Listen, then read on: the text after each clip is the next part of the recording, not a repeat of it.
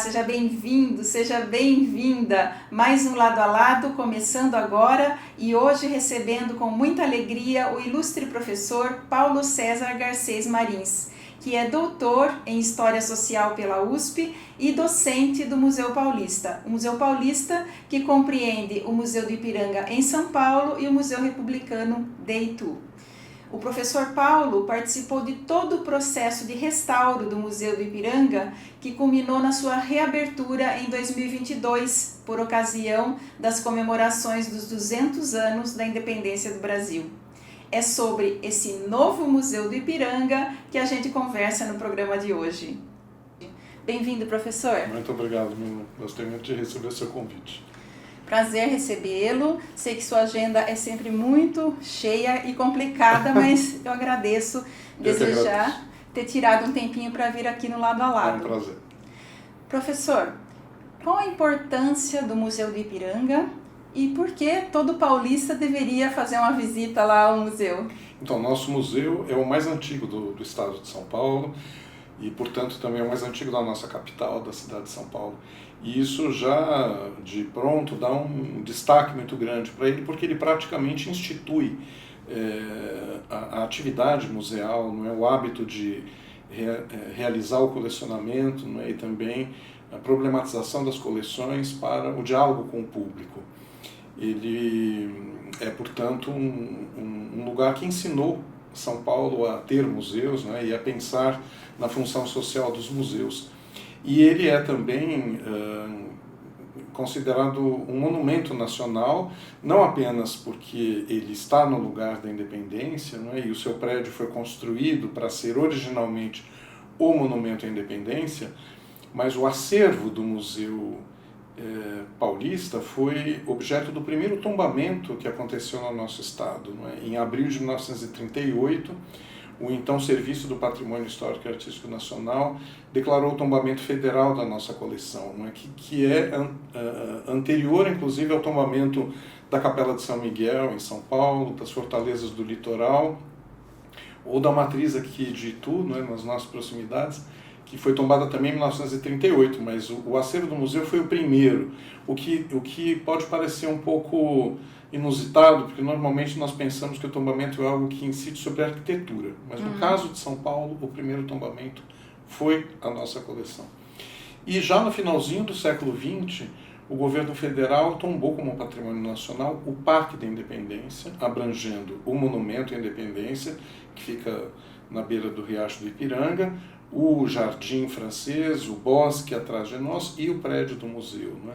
Portanto, nós temos dois tombamentos federais incidindo sobre a nossa instituição, um sobre a coleção, o outro sobre o edifício. E isso dá uma dimensão realmente da importância do Museu Paulista, não só para a cidade, para o estado, mas também para o nosso país. Ou seja, ele tem um protagonismo muito grande, né, nas simbologias do nosso estado e também, instituição que pertence à Universidade de São Paulo desde 1963, um caráter referencial no nosso país sobre como pensar a cultura material brasileira e como refletir sobre a formação da sociedade brasileira a partir dos seus testemunhos materiais, das coleções de objetos, das coleções de imagens, né? Então, enfim, é uma trajetória que foi ganhando muitos sentidos ao longo do tempo. E professor, quem visitou o museu antes do restauro, né, e for agora visitar o museu, que novidades vai encontrar lá? Acho que é um novo museu, né? A primeira coisa que nós devemos levar em conta é que a instituição mudou muitíssimo. Ou seja, alguns dados assim gerais. A nossa área expositiva, por exemplo, triplicou de escala. Raros museus no mundo conseguem ter 3 vezes, não é, o tamanho original em função de uma obra dessa natureza, e isso foi obtido porque todas as nossas funções museais, para além, não é, das exposições e do atendimento ao público, o serviço educativo, saíram do prédio, não é? Então, as reservas técnicas de coleções saíram, os laboratórios de conservação, as áreas administrativas gerais, as salas de docentes, a nossa biblioteca não fica mais no prédio histórico, e tudo isso permitiu que realmente nós conseguíssemos muita área expositiva. São 49 salas de exposição, né? Ou seja, isso permite realmente que nós tenhamos uma capacidade de espaço para diálogo com a sociedade muito maior. Além do fato de que nós não tínhamos uma sala disposições temporárias adequadas para recebimento de acervos externos, e nós temos uma sala de 850 metros quadrados, é uma das maiores salas de exibição da cidade de São Paulo. Nós temos também, em função da reforma, um novo auditório de 200 lugares, além de salas de atividades educativas, salas de aula. Ou seja, nós mudamos muito, não só a estrutura do museu, a quantidade de espaço disponível para realizar as nossas atividades, mas nós também resolvemos um problema muito grave que nós tínhamos, que era a ausência de acessibilidade para o prédio.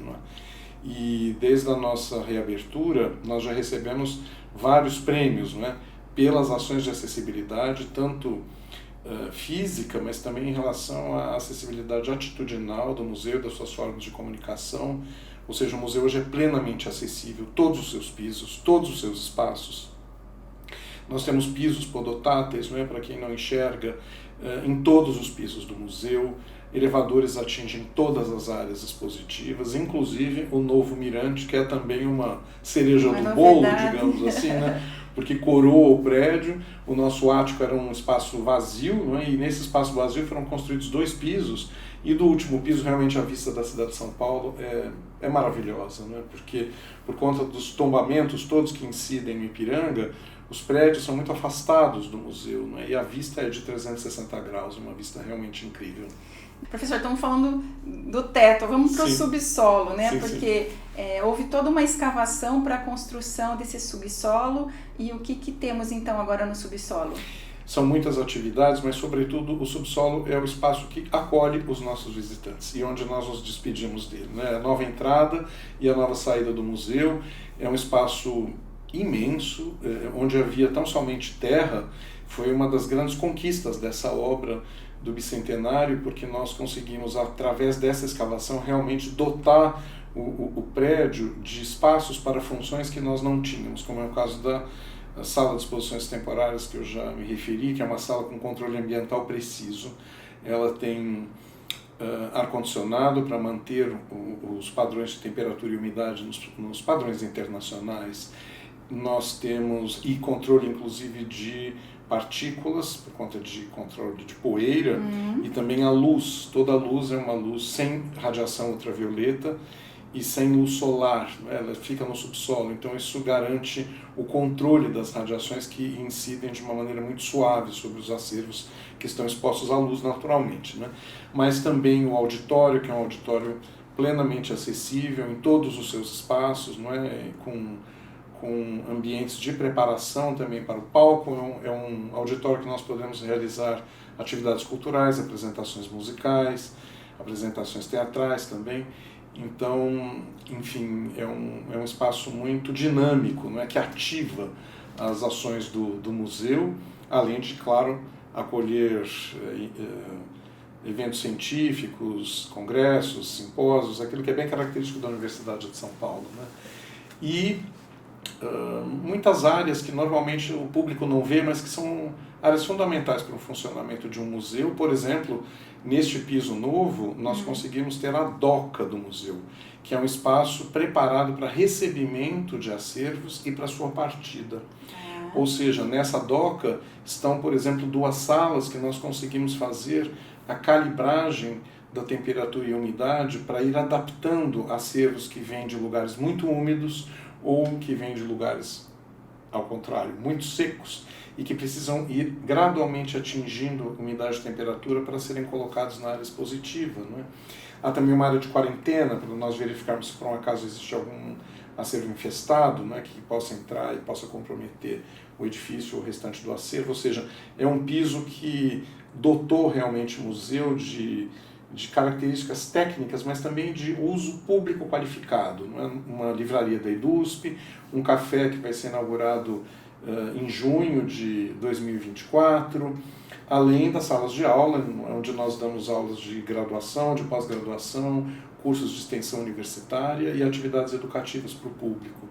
Ou seja, são atividades novas que colocaram efetivamente o museu também no século XXI. Nós tínhamos um prédio ainda do século XIX, com todas as limitações de um prédio do século XIX, e agora nós entramos no nosso século. E não deixa nada a desejar dos museus do exterior, né, dos países europeus, né, professor? Então, nós temos recebido muitas representações diplomáticas, não é, no museu, e essa é uma voz corrente, muito elogio realmente dado a nós. Foi uma obra que contou também com muitas expertises para que ela chegasse no nível de qualidade que ela tem, claro, os corpos da universidade, mas o próprio escritório de arquitetura que realizou o projeto, chamado H+F, que é coordenado pelo Pablo Irrenhu e pelo Eduardo Ferroni, uma dupla de arquitetos de São Paulo, que já quando o museu estava em andamento, a obra ganharam uma concorrência para o Museu Nacional no Rio de Janeiro, né, que está sendo reconstruído depois do incêndio.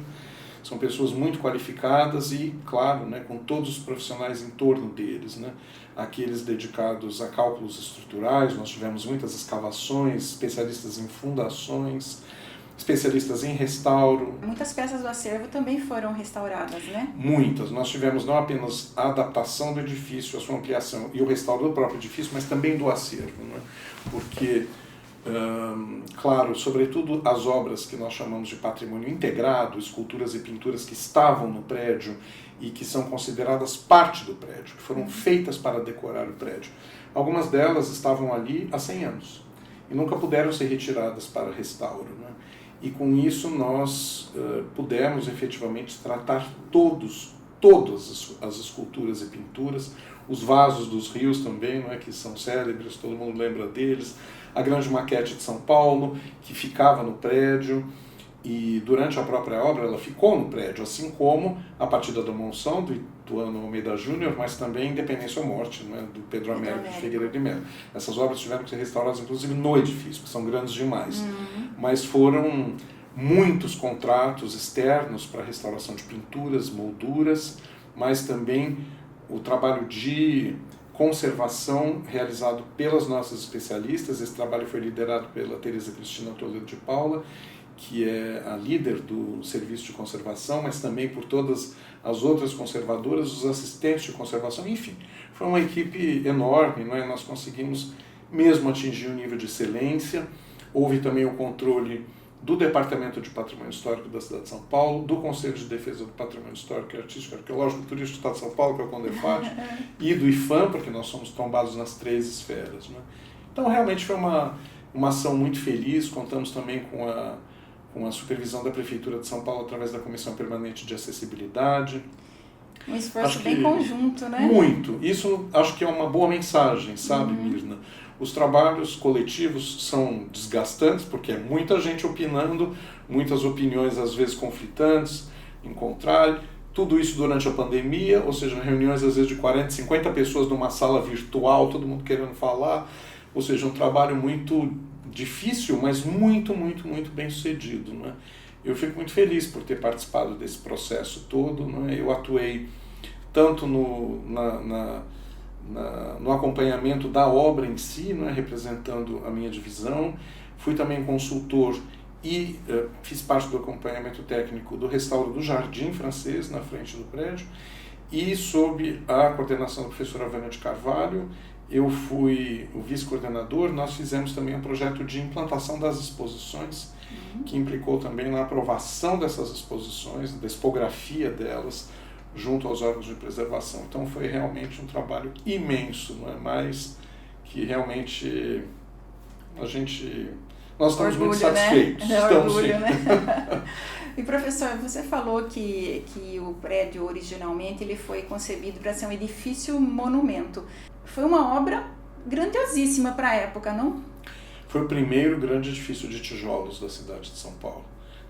Havia outros um pouco menores, né, mas que nunca tinham significado realmente um desafio para a cidade, né, como era o caso do Teatro São José, no que hoje é a Praça João Mendes, ou uma parte do Seminário Arquidiocesano da Luz, mas grande mesmo, um palácio nos moldes da arquitetura europeia do século XIX, foi o primeiro da cidade, ou seja, ele impulsionou São Paulo a ser o que é.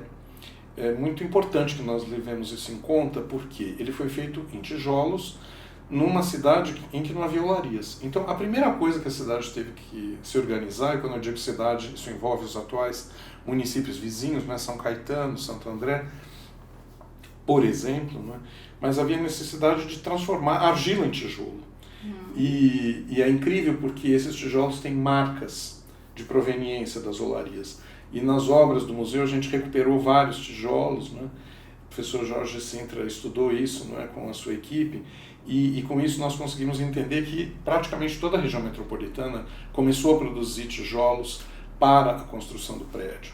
Foram milhares de tijolos, centenas de milhares de tijolos, e quando o prédio acabou, essas olarias estavam prontas para construir tijolos para a cidade de São Paulo, e os operários que construíram aquele prédio, que aprenderam a construir naquele prédio, estavam disponíveis como mão de obra também para erguer a cidade, né?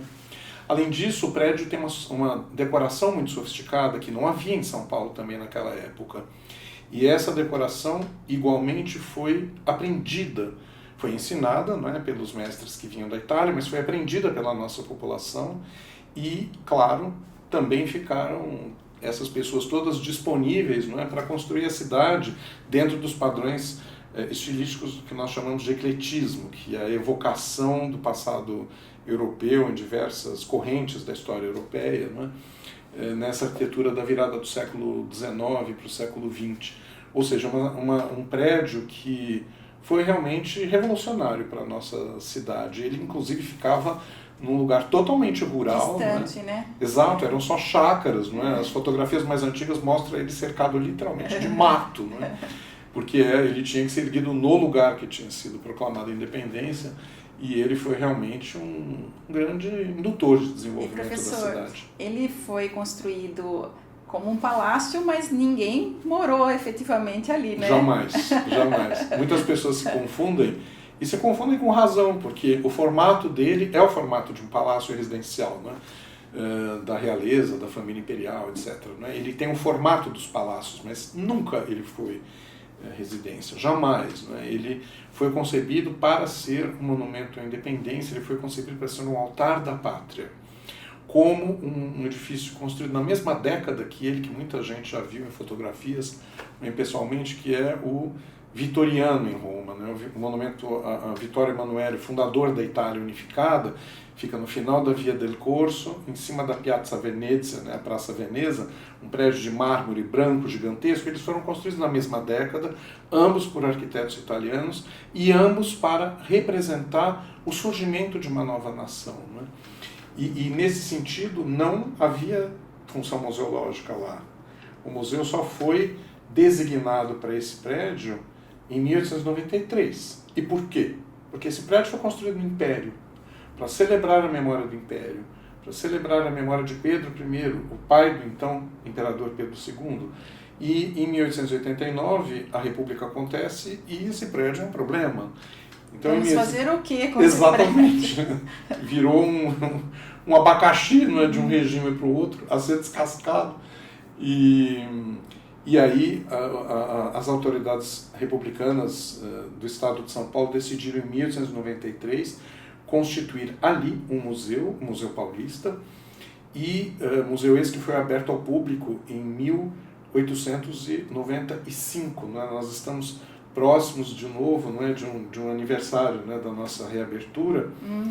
E desde então o museu só ficou fechado ao público 2 vezes, né, por um período maior, durante o 4º centenário de São Paulo, né, e agora para as reformas que aconteceram para preparar o edifício para o bicentenário da independência.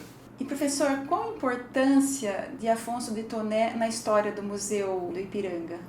Ele foi nosso diretor entre 1917 e 1945 e portanto, por um longo período de tempo. Ele foi o nosso diretor que ocupou por mais tempo o cargo na história do Museu Paulista e, sobretudo, ele foi muito marcante para a nossa instituição porque ele foi escolhido para preparar o museu para o centenário da independência, em 1922.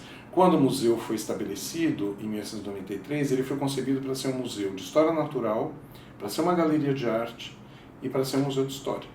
Mas ele era, sobretudo, um museu de história natural, pela decisão dos republicanos para diminuir o caráter memorial do prédio, para diminuir a evocação do regime imperial. Então tinha animais empalhados, muitos, é isso? Muitíssimos, que hoje inclusive pertencem ao acervo do Museu de Zoologia da USP, que é o herdeiro dessa função do Museu Paulista. Havia coleções de mineralogia, coleções de botânica, E isso tudo, enfim, ocupava um espaço muito grande do prédio e era também, até 1916, a principal finalidade do edifício e da instituição. E o Afonso Toné foi, então, convidado para preparar o edifício para as solenidades do centenário, e para isso ele montou uma enorme coleção de objetos doados, de documentos textuais que ele passou a reunir, de imagens que ele mandou reproduzir de coleções privadas, ou também de obras de arte, esculturas, pinturas, objetos ornamentais que ele encomendou para ornamentar o edifício. Porque quando o edifício foi terminado, ele foi terminado abruptamente, não foi feito todo o edifício previsto pelo Império, e claro, a decoração era só a decoração arquitetônica, mas todos os nichos previstos para pinturas ou esculturas estavam vazios. E é ele que vai fazer essa encomenda, e é ele, na verdade, que deixa um dos principais desafios para nós hoje, que as pinturas e esculturas que ele encomendou têm a ver com uma concepção de história promovida pelas elites republicanas, né, do Partido Republicano Paulista, que entendiam que a história do Brasil era uma decorrência da história de São Paulo, o que hoje certamente é algo incômodo, não é? E porque nós não pensamos. Destacava o pioneirismo de São Paulo aí na tudo, história. Em tudo. Pioneirismo no início do processo de colonização, porque começou em São Vicente, em 1532. Pioneirismo na configuração do território nacional, porque o museu construiu uma apologia dos bandeirantes, né, que arrebentaram as fronteiras com a América Espanhola e invadiram incontáveis territórios indígenas, ao mesmo tempo em que enfatizava também o pioneirismo de São Paulo na localização das minas que vão garantir a fortuna do Brasil no século XVIII. E, além disso, em São Paulo aconteceu a Declaração da Independência no Ipiranga e, por fim, em 1873, a constituição do primeiro partido republicano do nosso país na cidade de Itu. Por isso, inclusive, ele vai abrir também na cidade de Itu uma sucursal do Museu Paulista, que é o Museu Republicano, que acabou de completar 100 anos, né, em 2023, e que é o ponto final dessa trajetória em que tudo é decorrência da história de São Paulo, né? Ele tinha essa convicção, assim como os membros do Partido Republicano Paulista, no sentido de dar destaque, no fundo, a um estado que até o advento do café era um estado comparativamente muito pobre em relação às outras capitanias e às outras províncias do Império.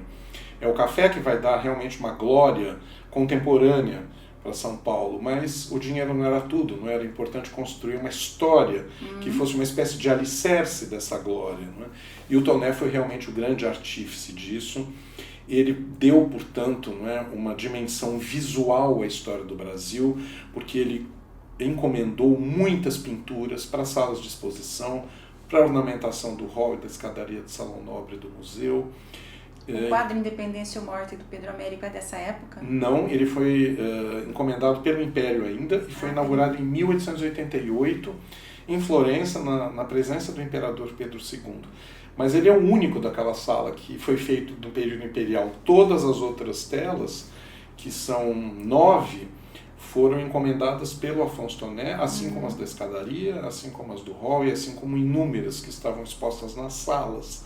E essas imagens foram aquelas que povoaram os livros didáticos do Brasil, que na década de 10 e na década de 20 estavam passando por uma revolução gráfica, porque ficou tecnologicamente muito mais barato fazer livros ilustrados. E o Toné, que era um homem muito moderno, ele percebeu essa articulação. Então, são as imagens do museu que lotam os livros de história do Brasil e, claro, reforçando muitas dessas ideias que hoje a gente já não aceita com tranquilidade, não é? Ou seja, essa é uma história que dá um peso excessivo para os homens de origem portuguesa, para os homens brancos e para os homens de elite, vindos do período colonial, do período imperial. Todos os outros agentes da história do Brasil são subalternos ou quase invisíveis, não é? E é claro que isso não corresponde a uma história do Brasil mais complexa, não é?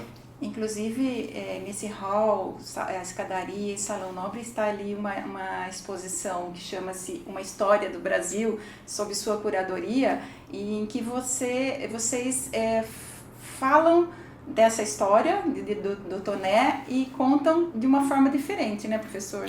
Exato, não cabe a nós fazer uma análise anacrônica, ou seja, fora do tempo daquelas obras e pinturas, mas portanto, não é julgá-las a partir de hoje, não é? Mas é importante entender que elas, no seu próprio tempo de execução, já eram muito polêmicas. Por exemplo, uma delas, não é, se chama Ciclo da Caça ao Índio, uma pintura de Henrique Bernardelli, que foi realizada na década de 20. Essa expressão ela já era evidentemente racista naquele momento, porque não se caça um ser humano. Lógico. Portanto, o nome era um nome agressivo, não é? Assim como a representação de indígenas e negros sempre numa condição subalterna e às vezes até fisicamente subalternizados nas pinturas, como é o caso da pintura Ciclo do Ouro, do Rodolfo Amoedo. Ou seja, todas as pinturas que ele encomendou forçam uma ideia de que indígenas, negros, mulheres nunca construíram as suas próprias experiências de liberdade, suas estratégias de ação ou reação ou resistência. Não. A história que essas pinturas e esculturas contam é uma história de submissão. E hoje nós temos que tomar essas imagens que foram encomendadas há 100 anos ou há 90 anos e torná-las um ponto de partida para a discussão delas mesmas e da nossa sociedade. Em que medida essas ideias, não é, que são muito marcadas pelo racismo, pelo machismo, elas ainda ressoam na nossa vida contemporânea, não é? Ou seja, é um bom lugar para discutirmos essas questões, não é? O Brasil é um país que camufla muito o racismo. E ali o racismo eu diria que está bem explícito, inclusive nas palavras, não é? Ele é bem claro. Então é um bom lugar para nós, afinal de contas, discutirmos novos horizontes para o nosso país, não é? Horizontes de mais equilíbrio, de mais justiça social, de mais igualdade e de construção de perspectivas positivas para um país que merece isso, né? E acho que, nesse sentido, o museu é um laboratório de reflexão para nós conseguirmos sermos melhores, Mirna. Acho que um dos papéis do museu e da universidade, né, é uma reflexão para construir caminhos do país, né? E essas esculturas estão ali tombadas, nós não podemos retirá-las, nós não podemos movê-las, mas nós podemos contar uma história diferente. Exatamente, né? Nós podemos discutir essas imagens e, a partir desse exercício, discutir também qualquer imagem, né? Inclusive, existem duas esculturas de bandeirantes, né? O Fernão Dias Pais Leme e o Raposo Tavares, e eu queria que você falasse o que a gente pode abstrair dessas duas esculturas aí. Então, elas foram feitas pelo escultor italiano Luigi Brizolara, foram feitas na cidade de Gênova, inclusive na Itália, né? Foram trazidas aqui para o Brasil. E elas representam, na verdade, dois destinos do nosso Estado, não é? Nesta ideia de construção da nacionalidade. Fernão Dias, segurando uma turmalina, não é? Que ele julgava uma esmeralda, representa a conquista mineral que os bandeirantes realizaram, ou seja, a descoberta das minas de ouro e de pedras preciosas, como diamante, não é? E Raposo Tavares, não é, que tem uma pose, não é, muito instigante, ele olha, não é, o oeste, né, ele está representado com a mão sobre o fronte, né, para proteger a visão do sol, porque ele olha o horizonte ocidental, que foi o lugar que ele percorreu com a sua bandeira, e ali está então representada a construção do território nacional. Riqueza e espaço, não é? Riqueza e território. No entanto, não é,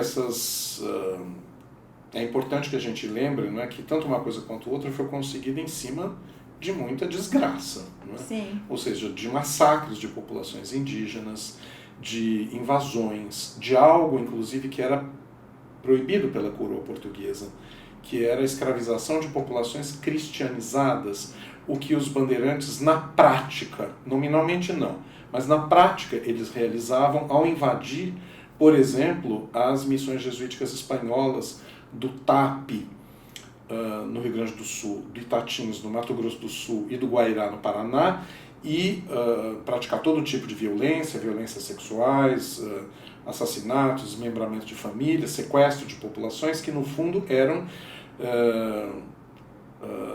administradas, né, nominalmente, mas elas estavam reduzidas à escravidão, e o próprio rei de Portugal e as bulas papais proibiam que populações cristianizadas pudessem ser escravizados. Ou seja, eles praticavam crimes naquela época. Não é, não é o fato de que, mas naquela época era diferente. Não, não era. Não é? Claro que os países da Europa Ocidental toleravam a escravização de populações negras ou de populações indígenas, né, o que hoje nos incomoda muito, mas no caso especificamente das bandeiras, havia realmente uma ação difícil, né, que era inaceitável no seu próprio tempo, no caso dessas populações indígenas cristianizadas. E isso está dito de uma maneira positiva nos pedestais dessas estátuas. Ou seja, elas forçam, né, uma leitura exclusivamente gloriosa de personagens que foram personagens muito violentos. E o que é muito incrível no museu é que as nossas pinturas e esculturas, ao contrário dos museus europeus, ou do México, dos Estados Unidos, da Argentina, camuflam a violência. Nós não temos, por exemplo, ao contrário dos museus na Europa, quadros de batalhas gigantescos que mostrem as pessoas se matando pela defesa ou pela conquista de territórios. Isso não acontece no museu, né? Ou seja, eu escrevi um texto, inclusive, há um tempo atrás, que se chama O Museu da Paz, né? Ou seja, um museu que representa visualmente uma história como se não houvesse conflitos. Isso é rigorosamente equivocado. A nossa história teve muitíssimos conflitos. E os bandeirantes nessas duas estátuas estão armados com vários tipos de armas, inclusive, mas eles não praticam a violência com as armas, ao contrário, por exemplo, da Galeria das Batalhas em Versalhes, em que há praticamente 3 dezenas de pinturas imensas retratando pessoas se matando para construir ou defender o território da França. A morte, os quadros são quadros de homicídios, estão acontecendo assassinatos em todos os quadros, né? E no Museu do Ipiranga isso não acontece. Portanto, né, nós precisamos entender, no fundo, o que é essa narrativa e também nos investigar. Né? Eu sou de uma geração, nasci em 68, em que muito se dizia, o Brasil é um país pacífico. Isso é uma ilusão. Né? O Brasil é um país com muitas gentilezas, com muitas camuflagens, com muitas cordialidades gentis por um lado, mas como dizia o Sérgio Buarque de Holanda, cordialidades cardíacas, muito viscerais, né? Muito para os amigos tudo, para os inimigos a lei, não é? Ou seja, o Brasil é um país, como todas as sociedades humanas, muito contrastivo, muito tenso. E a gente é um pouco encantado com essa ideia de que o Brasil é um país diferente dos demais. O nosso país é igual aos outros, né? Embora a gente imagine que a gente seja feito de uma outra matéria, né? E isso eu acho que nós precisamos aprender a enfrentar, né? Nós somos o último país da América continental a abolir a escravidão. Isso é muito pesado, né? Isso foi... Não só fomos o último, mas nós fomos o que mais importamos população escravizada. Entre 1831, quando foi feita a primeira abolição do tráfico, e entre 1850, ou seja, em 19 anos, né, o professor Rafael Marques da USP sempre lembra isso, nesses 19 anos entraram mais mulheres e homens escravizados vindos da África, em 19 anos, do que nos 300 anos anteriores somados. Ou seja, a experiência da escravização é uma experiência do século XIX, do século retrasado, de um tempo que é há 150 anos atrás ainda, não é? Ou 200 anos. Ou seja, historicamente é muito recente. É ontem, né? É ontem, né? E, enfim, né, nós temos muitos horizontes para transformar o nosso país, para diminuir as nossas diferenças socioeconômicas, as nossas desigualdades, não é? E isso passa um pouco pelas imagens, não é? Passa por nós aceitarmos uma história mais complexa e, sobretudo, uma história em que nós respeitemos a ação de diversos grupos humanos, das mulheres, por exemplo, que são invisíveis no museu até os anos 90, mas desde a gestão do professor Piano Bezerra de Menezes, as mulheres passaram a entrar nas nossas coleções, nas nossas narrativas, nos nossos temas. Ufa! Né? Pois é, né?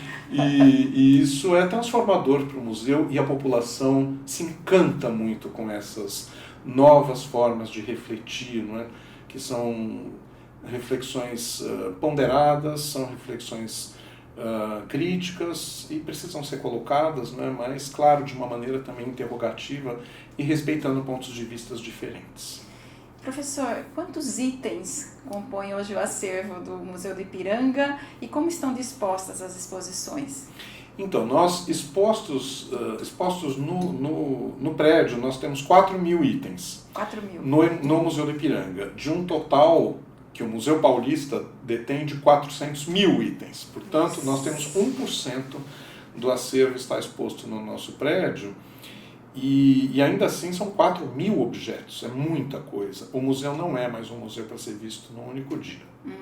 Isso, né, para quem visitava o museu antes, ele era 1/3 do que é hoje.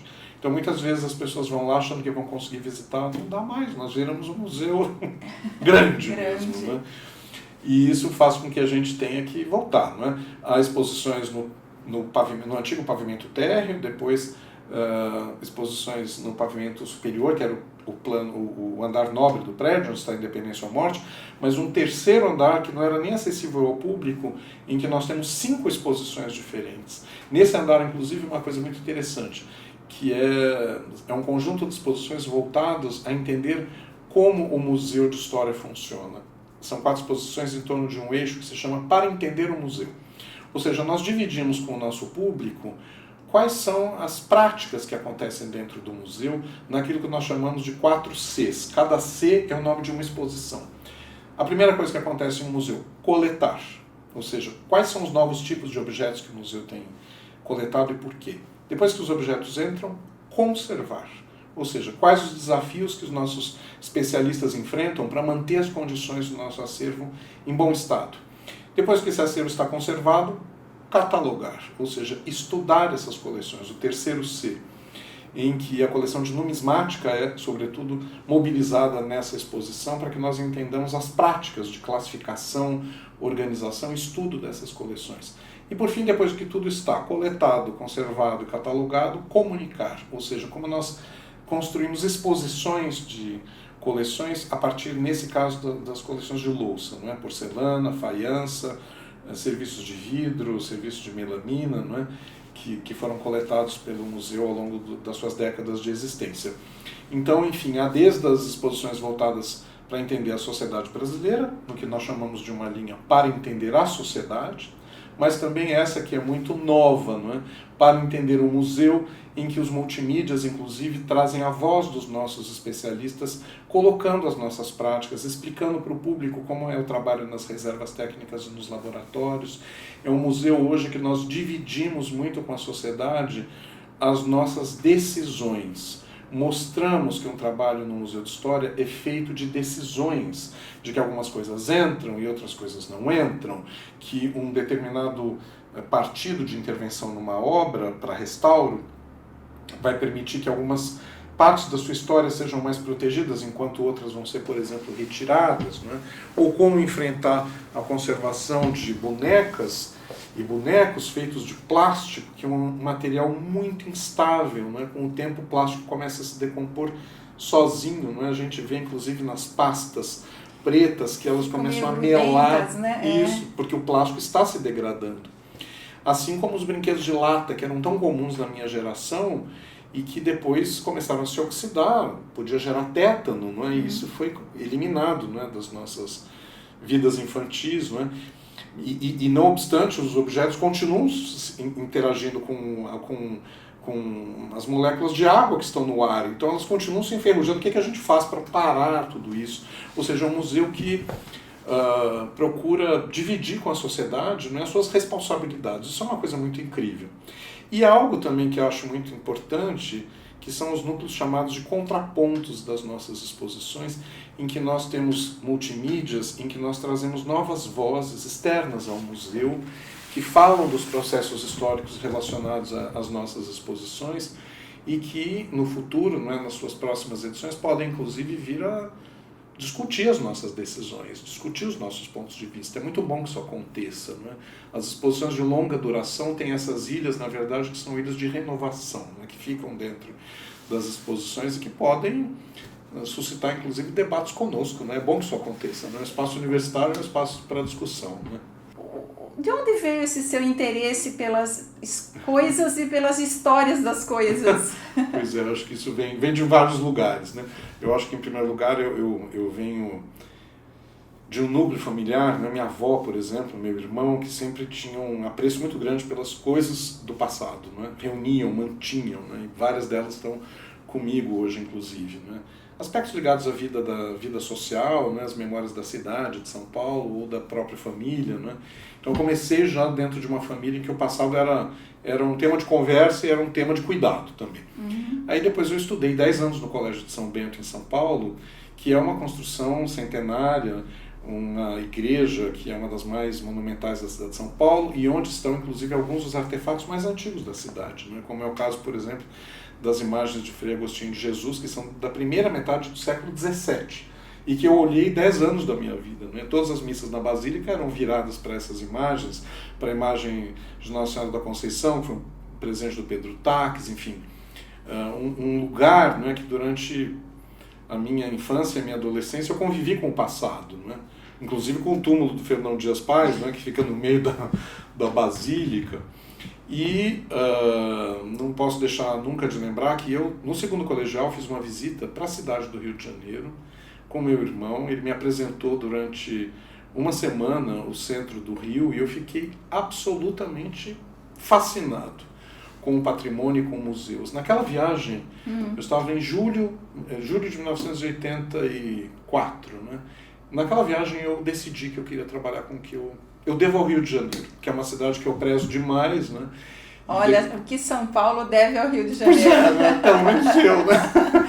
Mas eu, enfim, depois estudei no Rio, eu fiz a minha especialização em conservação de bens culturais móveis na Universidade Federal do Rio de Janeiro, estudei o Rio de Janeiro na minha tese, eu tenho uma relação muito, muito forte com o Rio, que foi uma cidade que me ensinou a ver o passado e, sobretudo, ver um passado de ângulos muito diferentes, um passado que está nas memórias negras da cidade muito fortes, nas memórias da colonização portuguesa, do período imperial, muito marcantes na cidade, os tempos da imigração, né, com tantas obras de arte, tantos edifícios feitos por mão de obra estrangeira, ou seja, uma cidade muito